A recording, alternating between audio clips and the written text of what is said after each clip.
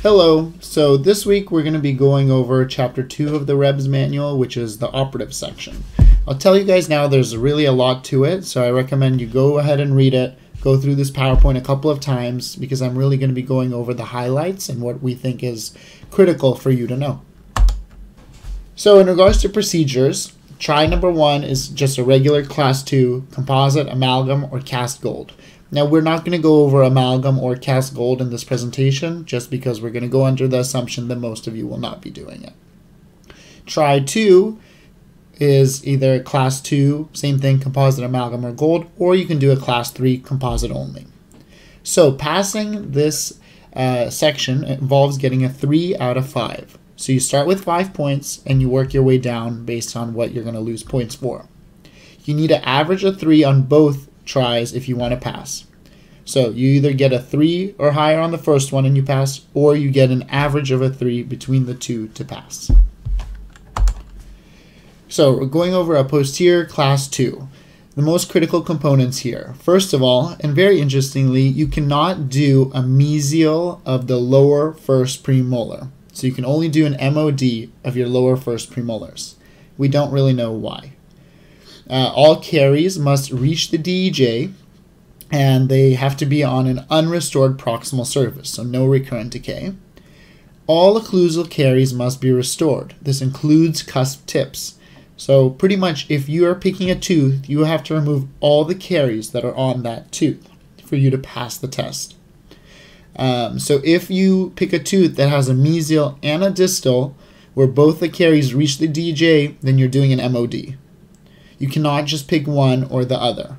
If only one surface has to be restored, and the other has restorative material in it already, so for example, if you want to do the distal and the mesial already has a slot with composite, you don't have to touch the mesial as long as it doesn't interfere with your prep design. You can't use any teeth that have temporaries, veneers, or ortho brackets. It is critical that the tooth has a previous interproximal contact to another tooth. So not to a temporary or a partial denture. It has to be in contact with another tooth. And the other tooth can have caries. It doesn't matter, as long as it doesn't compromise the contact. The other thing is there must be occlusal contact. So you have to be biting on something that's not a temporary, but it can be a denture. Lastly, the tooth has to be vital. So pretty much that just means there can't be any pulpal issues. No sinus tract, nothing like that for any tooth that you pick. For the Class 3, which is only an option if you fail the first one, same thing. You can do any surface, but you have to remove all the caries on that tooth. So if you only want to do an ML, make sure that tooth only has an ML caries on it. Even if it has a lingual pit, that will be counted towards you, so you have to remove all of it. The caries can't go past the CEJ, okay, so no deep root caries. And same thing, no temporaries, no veneers, no brackets. It has to have a proximal surface that is touching, and the tooth has to be vital with no pulpal issues. So patient acceptance at the exam site. So this is when a tooth is being chosen when you're already at the exam.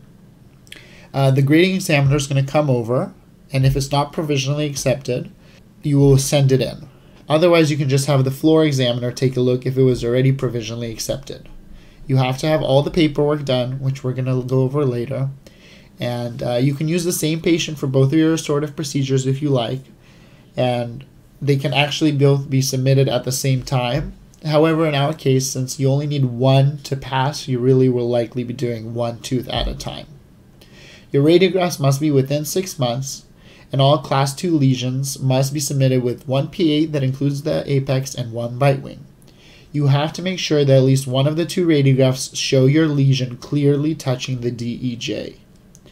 And it should be very clear between the 2 images that the other surface, so if you're going to do an MO, it has to be seen on the radiograph that the DO does not have any caries unless you plan to do an MOD. Class 3 is actually only requires one PA. So as long as you took one PA and you're comfortable with it, that's all you need. We're going to use digital x-rays, and you should have your candidate ID, the patient's first name, procedure, tooth number, surface, just like it shows here. All the medical history must be signed by the patient and by the floor examiner. Your patient tray, which we'll go over several times, needs a new mouth mirror, a pigtail explorer, shepherd's hook, and 3 2x2 gauze.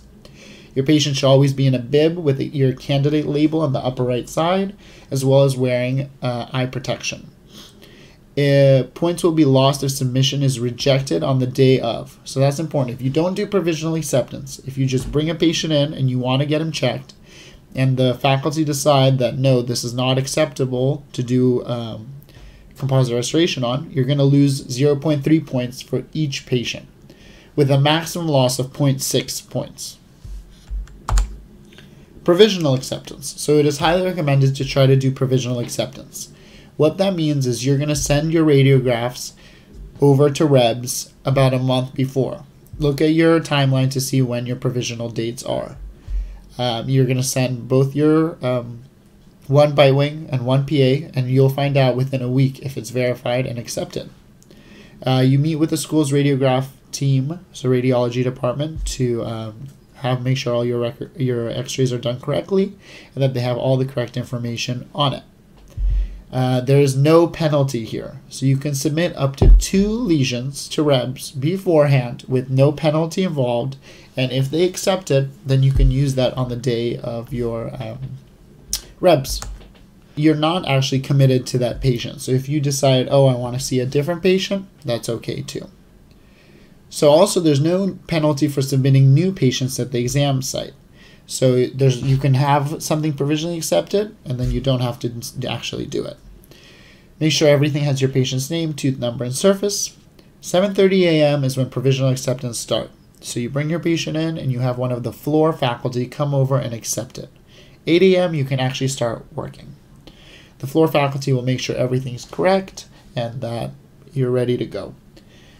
If for whatever reason the floor faculty thinks this tooth is questionable, even if it was provisionally accepted, then it could be sent to the grading area to be checked if it's actually allowed to be done, which thus it would go through the traditional acceptance process.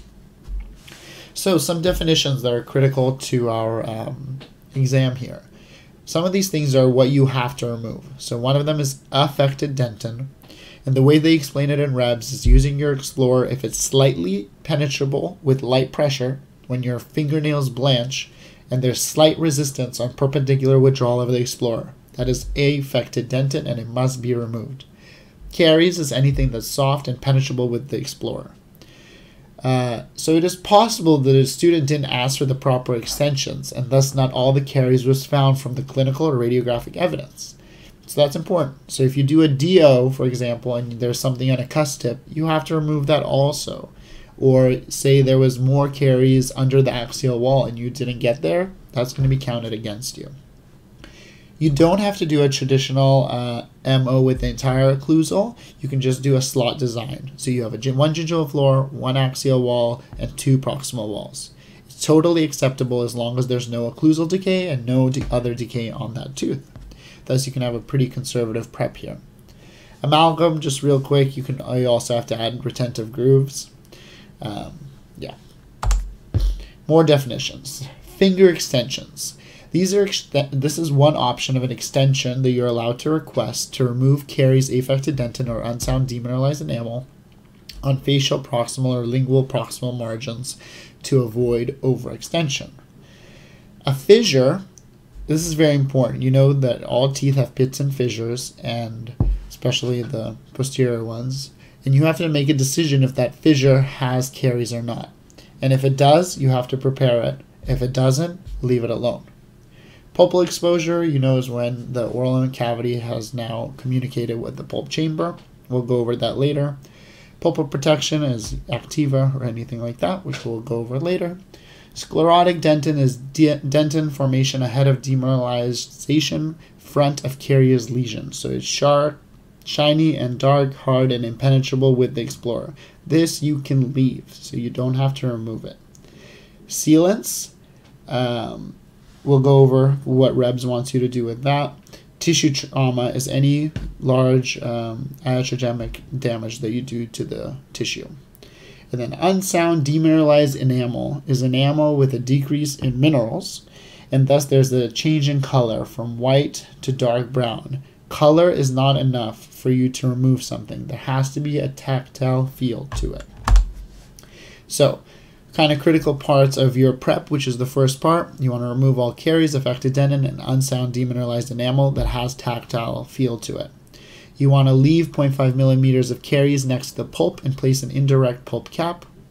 If any of these things get a little complicated in your prep, as it often does, you want to leave notes on note to examiner. You don't need to do any bevels, and you must remove all previous restorative material in that tooth, so composite amalgam liner, if your prep is touching it and if that previous material is unsound. The caries indicating solution is a little iffy, it sounds like, because it says it is discouraged. The examiners will only use tactile feel, but it didn't necessarily say that we can't use it, so that's something we will still try to clarify on. If you do have pulp exposure, notify the floor faculty immediately. They're going to write a note, you're going to have initials next to it, and then you'll be able to place a pulp cap. REBs will lower your score for any pulp exposure, which we'll go over how many points that is. Because ideally, you want to leave 0.5 millimeters from the pulp. Even if it's soft caries, you can leave it. Caries remaining. So any caries other than 0.5 millimeters from the pulp agreed by 2 examiners is a fail on the operative section. So very critical, remove all those caries. If only 1 examiner identifies caries out of the 2, you can finish the exam. You will not fail. If you do fail, you can choose to either finish the restoration, or you can just put a temporary in. If affected dentin or unsound demineralized enamel is left, you will be instructed to remove before continuing the procedure. So you will lose some points, but you won't actually fail depending on how much you left. Pulpal protection is necessary for any deep caries, but it's not necessary per the WREB criteria guide. And if you prepare the wrong tooth, a tooth that's not approved, the wrong surface, or just any unapproved area, you will fail, auto fail. Modifications. Modifications can only be done once you've already done the ideal cavity prep. So don't ask for any modifications until you are at your perfect SimLab style prep. So modifications can be in 2 types. They can either be external or internal.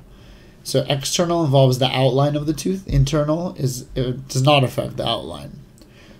You'll have to specify the location, as you should know: axial, pulpal walls, proximal.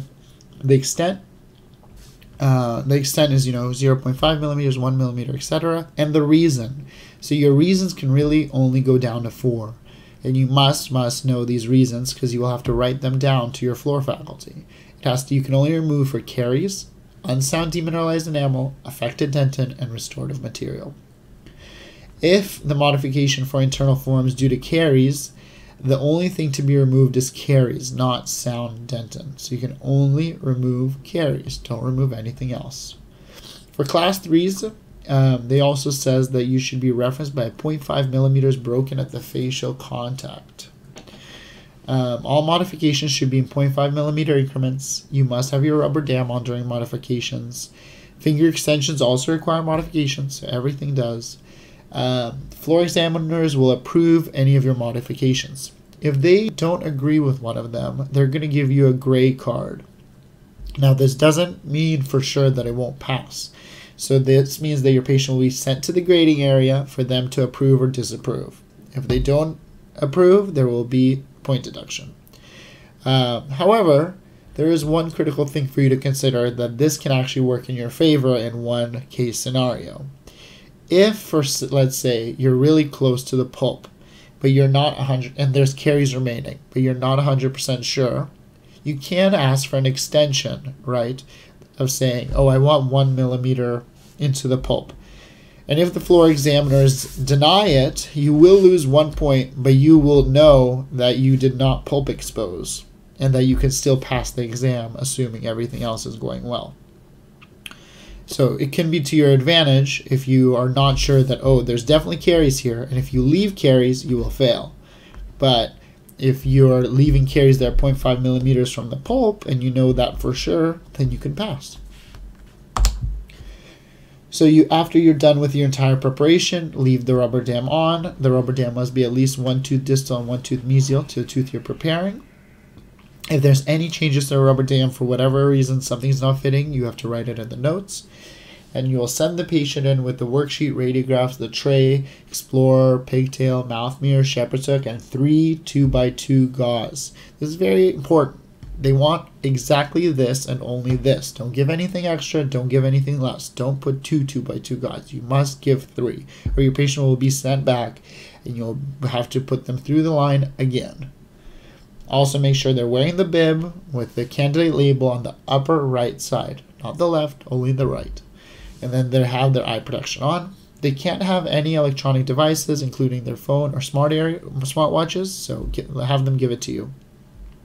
After grading, you'll see an initial on the worksheet, and then at least 3 examiners will have initials under the notes, if there are any. Adjustments to surfaces and pulp protection must be done after grading. So, dismissing your patient. Any graded starting on a day must be finished that day. If you get a prep approved but want to restore on a different day, you have to notify the floor examiners and they will fill out a worksheet for you. Bring paperwork to floor examiner for approval, have them sign and dismiss by 4:30 unless the patient is in a grading area. If appropriate, the examiner will have a signature on the dismissal for the day. If the check sheet was issued, a floor examiner must evaluate your patient prior to any treatment at the next appointment. So your finishing grade. So once you already completed your restoration, the patient has the composite on their number 4 MO or whatever, you take off the rubber dam. So you do not need to send the patient in with a rubber dam, but they must be graded the same day the restorative material is placed. If you placed any restorative material that was not approved, so for example, you wrote that you were going to do amalgam and you ended up doing composite, you will fail. Sealants or unfilled resin, flowable, is not allowed for composite grading, but it can be placed afterwards. So very important. Really just stick to regular composite or amalgam, or if you want to do the gold. When you send the patient into the grading area with the final restoration box marked off, so you have to have a check mark there, send them in with the mirror, pigtail, shepherd's hook, the Miller articulating forceps without any articulating paper on it, and 3 2x2s, gauze in an open autoclave box bag. Patient's bib with the label on the right, and eye protection. We're just reiterating these things to you. Interproximal contact will be graded with floss singles. Occlusion will be checked. That's the same thing that we use at school.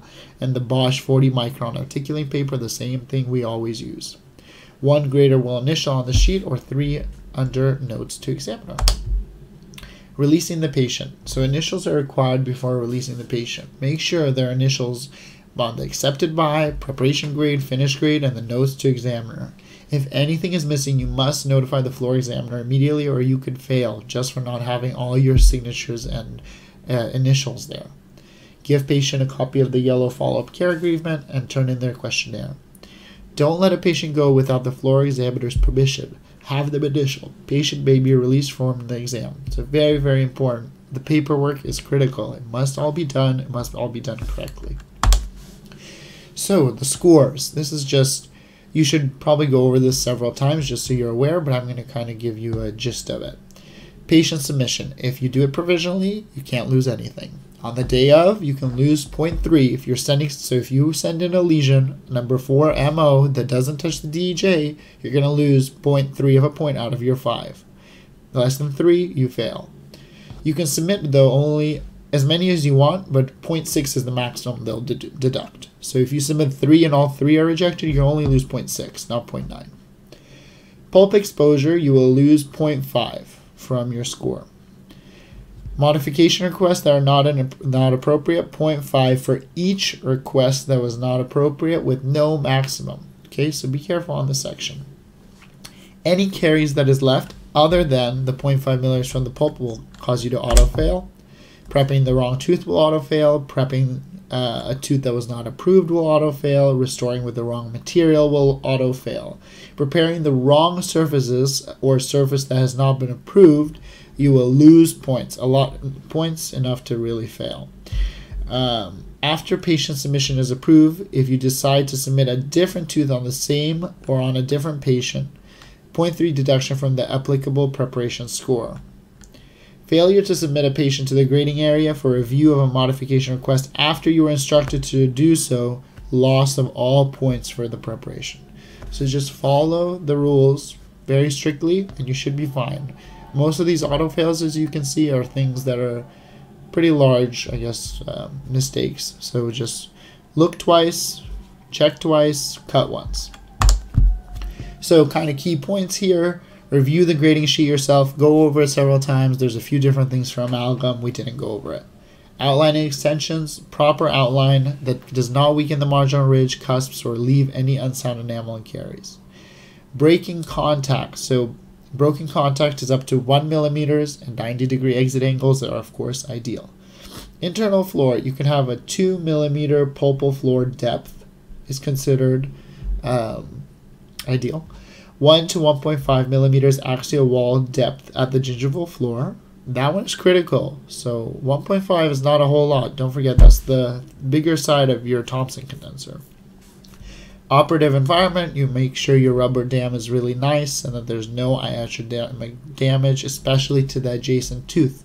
So you can use anything you want. You can put in the little metal pieces so you don't nick the adjacent tooth. Some more keys. Again, review the grading sheet. For the outline, proper outline allows for proper removal of all caries and placement or restoration. You can break contact up to 0.5 millimeters on the gingival fascia or lingual extensions. Incisal contact is not broken. So this is for the class 3. Okay, class 3. Don't break the incisal contact. 0.5 gingival, facial, and lingual. No acute angles. Internal form, axial wall contour of tooth, depth not 0.1 millimeter beyond DJ, rounded smooth, remove all caries. And again, a nice rubber dam, no blood, no saliva, no iatrogenic damage. So for your finishing, so your completed composite restoration, make sure it's smooth, proper contour, normal proximal contact area and position is restored. The contact is visually closed and resist the passage of slightly waxed floss. So you want that little click. The margins, no excess, no deficiency, no open margin, no overhang that catches or shreds the floss. Finish function damage, no pits, no voids, no irregularities, proper occlusion restored with no lateral interference. So if you have lateral interference, make sure your patient bites left and right because you will auto fail to a 2 or a 1. No tissue damage. Good luck.